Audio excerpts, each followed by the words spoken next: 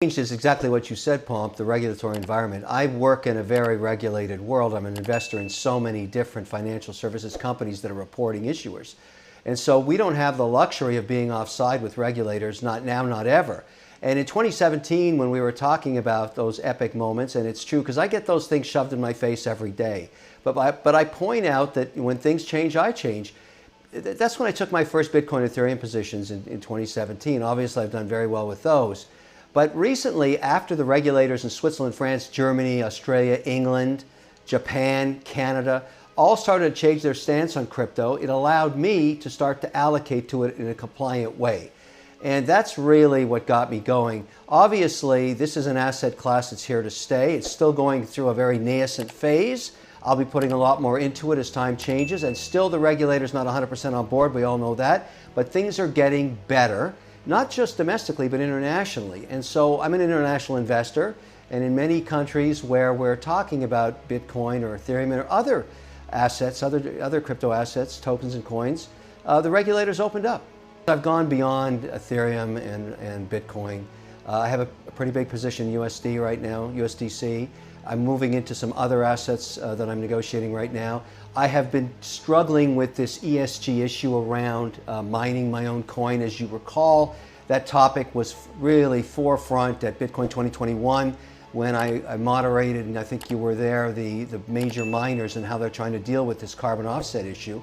I still get people asking me about that. I still have sovereign funds that I service through some of my other companies asking me, what are you going to do around this ESG, because they have these compliance committees. And I know a lot of people debate this issue, but it's not going away.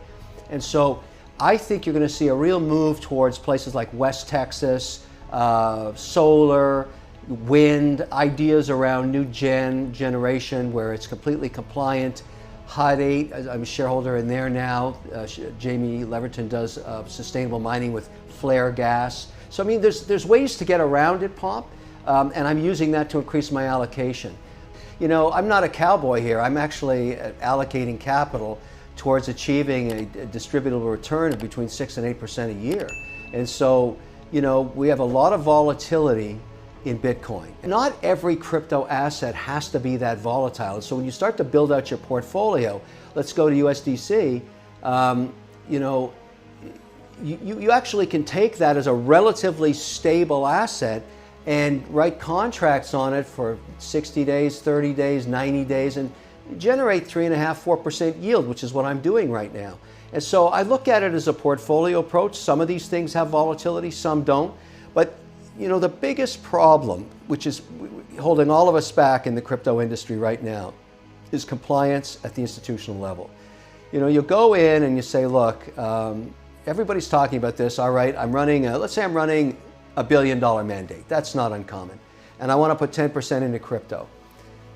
You have to be able to find a platform that can link to your internal reporting and your external regulatory. You know, it's not like I got if I'm putting a 10% allocation on $1 billion, that's $100 million. I'm not going to download an app on my phone and put $100 million into it. I'm going to have an institutional compliant platform. And the industry's not there yet, Pomp. It's got a lot of work to do on that front. And the more we move towards that, the more capital is going to be coming in. She said, well, look, I keep every coin that we mine at Hut 8. It's sitting on the balance sheet. Every time we get awarded a coin, it stays there. I lend it out so I can get fiat currency to pay my expenses, but I own the coin.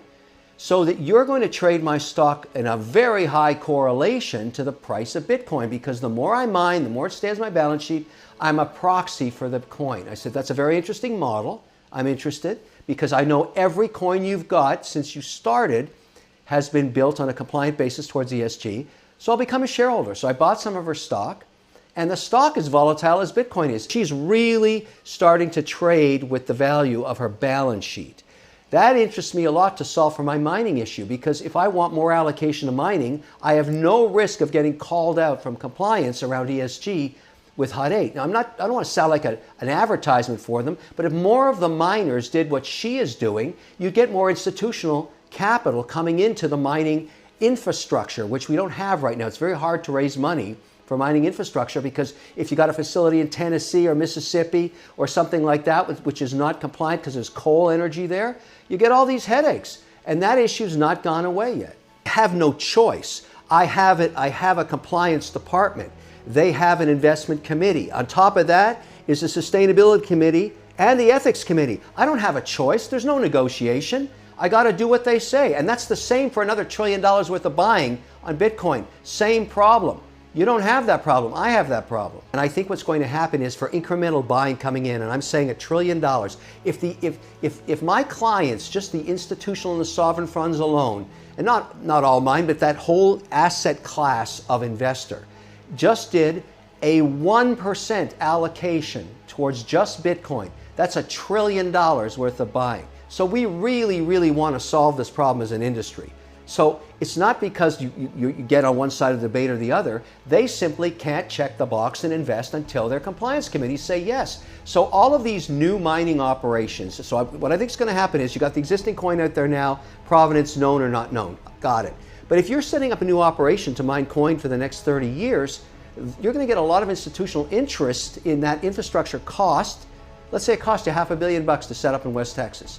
You could probably fund that if you guaranteed those institutions that every coin awarded would go on the balance sheet, stay there, and they could claim to their compliance committees it was mined sustainably through wind and solar, which you can do in West Texas. I want to be long Bitcoin when that 1% gets allocated to the rest of the funds, because that's when you're going to see really amazing incremental valuations. I mean, it depends how fast they come in.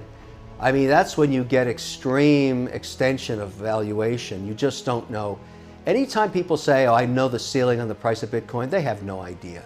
It could go anywhere. And it's just because it depends. And here's really what when I talk to institutions, there's a change in philosophy about their thinking on, let's just stay with Bitcoin.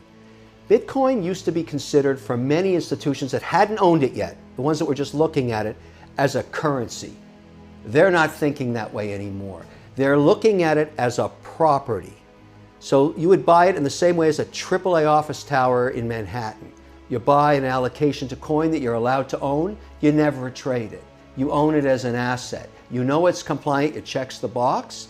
You own it on your balance sheet, your provenance, and it's something that you can own as property. And that's where I think we're going. Some percentage will still be traded. But for the big institutions coming in, this is an asset class that is a property. I'll tell you pragmatically what it's going to take to get the S&P 500 putting an allocation to their treasury and their balance sheets. Because, you know, they are interested in starting to explore crypto in exchange for cash reserves. And we'll go into that in a second on USDC, okay? But let's just stay on Bitcoin. That letter that Larry Fink puts out every quarter, that dictates BlackRock's positioning for sustainability. We got to solve for that. We got to get Larry on board for Bitcoin on a sustainability model. And if he's okay with it, because that letter actually sets policy for both, think about the way this works, for sovereign funds, who he's the largest asset manager in the world, and for domestic pension plans, and for universities and everybody else. He started this a few years ago with the sustainability issue, and all of a sudden you saw the market capitalization of hydrocarbons like oil companies start to get crushed. Because if you're an institution, and let's say you've got $5 billion under management of BlackRock, and Larry's telling you, look, we're not investing in hydrocarbon distribution companies anymore, whatever his edict is, they're going to be selling those. We've got to get them on board. And if he said, look, you want to own Bitcoin? This is how you can own it and still fit the metrics around global sustainability. That's where we're at. Now, I've taken it upon myself, because I'm not ready yet. I want to go there and see his team and say, look, I'm going to bring a bunch of representatives from the mining community. We got to talk. I mean, I want to be an investor in mining. I don't want to be offside on compliance. I don't want to be offside on ESG. I can't. I don't have that option. I can't go against that mandate. So I'd rather get them on board. We got to solve this. You want to see Bitcoin at $1 million a coin? You got to solve this. USDC is interesting. It's a bit, it's a way that you can actually, if you understand what you're doing there, it's a less volatile crypto. You know what it is, and you can actually write contracts on it and get a decent yield, at least more than inflation. If inflation is 2.1%, you got to make 3, otherwise you're losing money each year. That's my thinking on it, and USDC is the way to do it. But yeah, I have really had a major turnaround on crypto. You were part of it. I remember being on the set of CNBC with you in Squawk Box and barking at you like a dog. But at that time, the regulator was barking like a dog too, if you recall. And so I didn't want to be offside on that. Now we have a much more, let's call it laissez-faire environment, but you still have to be compliant. You still have to report. You still have to mark